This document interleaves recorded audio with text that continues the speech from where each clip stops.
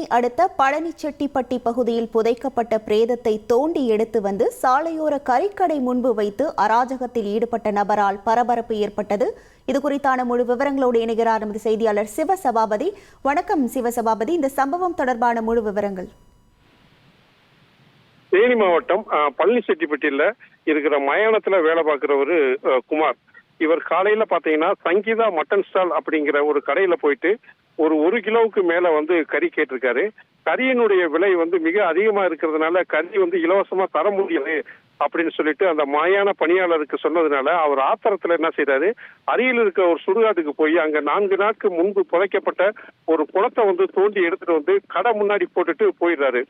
காலையில அதிகாலையில அந்த வேலை நடந்ததுனால அங்க கூட்டம் அதிகமா இருந்துச்சு. ஏன்னா இன்னைக்கு ஞாயிற்றுக்கிழமை அப்படிங்கிறதுனால எல்லார் வீட்லயும் கறி எடுக்கணும்னு சொல்லிட்டு கறிக்கடை முன்னாடி நின்றுக்கும் போது இந்த குணத்தை கொண்டு போட்டோன்னா அங்க ஒரு பரபரப்பு ஏற்பட்டுச்சு. இதனால போலீஸுக்கு தகவல் கொடுக்கப்பட்டு போலீசார் உடனே அந்த குணத்தை அப்புறப்படுத்தணும் அப்படின்னு சொல்லிட்டு பழனிச்செட்டிப்பட்டி பேரூராட்சிக்கு தகவல் கொடுத்தாங்க. பழனிச்செட்டிப்பட்டி பேரூராட்சி இது குறித்து எந்த நடவடிக்கையும் எடுக்காதனால போலீசாரே ஒரு ஆம்புலன்ஸை வரவழைச்சு அந்த குணத்தை எடுத்துட்டு போனாங்க.